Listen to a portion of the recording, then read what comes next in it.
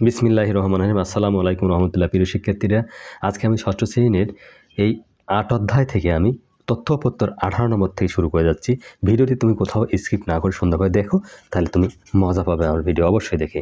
আচ্ছা, 18 নম্বর বলছে কি, দেখি আমাদের অঙ্কের মধ্যে কি আছে। এই 18 নম্বর, এই যে ঠিক আছে, এর উপত্যগুলোর মধ্যক্ষ নির্ণয় করতে বলছে। একেবারে সুন্দর করে তুমি মধ্যক্ষ নির্ণয় করবা, এটাই আমি চাই। তাহলে দেখো, নিম্নলিখিত আমরা নিম্নে যদি কাজ করি তাহলে নিম্নলিখিত কথাটা লিখবো। উপাত্ত সমূহের, আগে কথাগুলো শুনবেন, মধ্যক্ষ। আর তোমরা বলবা যদি সার হয় না বাসাল, তাহলে অঙ্কের মধ্যে তোমার হবে কাসাল। সাররা যদি বেশি কথা বলে তুমি বেশি বুঝতে পারবা, এটা মাথায় রাখবো। উপাত্ত সমূহের মধ্যক্ষ নির্ণয় করতে হবে, ঠিক আছে? আচ্ছা, এমন না যে লেখাপড়া বাবুগিরি হবে। আচ্ছা আসেন, তাহলে 1400, তারপর হলো 2500, তাই না? তারপর হলো কি 1500, খালি 100 800 700, এই 600। টাকার বস্তা অঙ্কের বানাইবেন 100, আর অঙ্কের বানাবেন 100, 900। তাহলে 1050, তারপর হলো 1100, তারপর আছে কত 800, তারপর হলো 1200, ঠিক আছে? উপাত্তগুলোকে মানে ঊর্ধ্বক্রমে সাজাতে যাই, মানে উপাত্তগুলোকে মানের ঊর্ধ্বক্রম, মানে ছোট থেকে বড় ঊর্ধ্বক্রমে সাজিয়ে পাই। ওকে, আচ্ছা তাহলে সাজান। 600, তারপর হলো 700, তারপর 800, 900, তারপর হলো তোমার 1050, এই যে 1050, তারপর হলো তোমার 1100, তারপর হলো তোমার 1200, তারপর হলো তোমার 1400। এবার আসতেছে 1500, তারপর আসছে তোমার 2500, খালি 100 আর 100। এখানে উপাত্তর সংখ্যা, এখানে উপাত্তের সংখ্যা কত? 10, যা জোড় সংখ্যা, ঠিক আছে? জোড় সংখ্যা।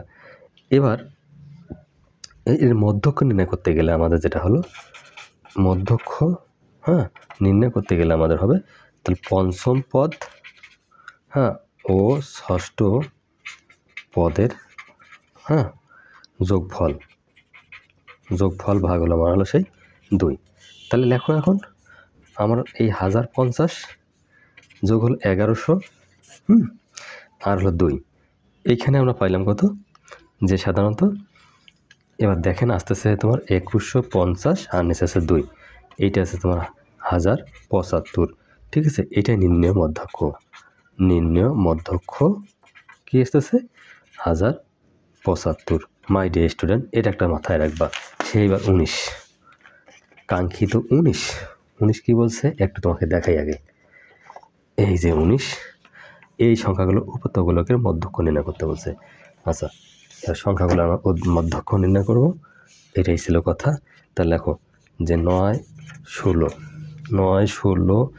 14, তারপর হলো 22, তারপর 17, এই 20, তারপর 11, তারপর হলো তোমার 7 19, তারপর হলো 12 21।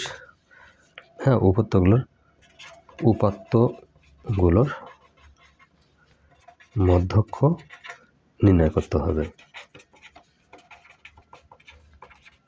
এটা রাখেন মাথায়। উপাত্তগুলো মানের ঊর্ধ্বক্রম অনুসারে যাবে। উপাত্তগুলোকে মানের ঊর্ধ্বক্রমে সাজিয়ে পাই। আচ্ছা, তাহলে লেখো 7 9 11, 12, 14, তারপর হলো তোমার 16, তারপর হলো তোমার 17, তারপর হলো 19, তারপর হলো তোমার 20, তারপর তোমার 21, তারপর হলো তোমার হলো 22। উপাত্তের সংখ্যা হলো কয়টা? সমান 11, যা বিজোড়। এই জোড় বিজোড় নিয়ে একটা খেলা, ঠিক আছে? তাহলে মধ্যক্ষ এখন লেখো। মধ্যক্ষর সূত্র আমার তৈরি করতে বলা হয় উপাত্ত সমূহের সংখ্যা যোগ 1। তারপর আস্তে আস্তে তম পদ কথা লিখবো, ভাগ হলো কত? 2। এবার লেখো তাহলে 11 যোগ 1, তাহলে এবার 2 তম পদ। তাহলে 11 আর তম পদ আমাদের এখানে হলো কত? এখানে ষষ্ঠ যেটা আমরা পারলাম কত, এখানে 12 ভাগ হলো 2, সেই 6 দুগুণে 12 সমান সমান 6। এবার 6তম পদ, ষষ্ঠ পদ হলো কত, তোমার হলো সমান সমান 16। 1 2 3 4 5 এই 6, এই সেই ষষ্ঠ পদ 16। তাহলে নির্ণয় হলো মধ্যক্ষ কত, এই সেই 16। মাই ডিয়ার স্টুডেন্ট, যদি আমার ভিডিওটি ভালো লাগে থাকে, সামান্য তো ভালো লাগে, লাইক কমেন্ট সাবস্ক্রাইব করে থাকো। নেক্সট ভিডিওর জন্য আল্লাহ হাফেজ।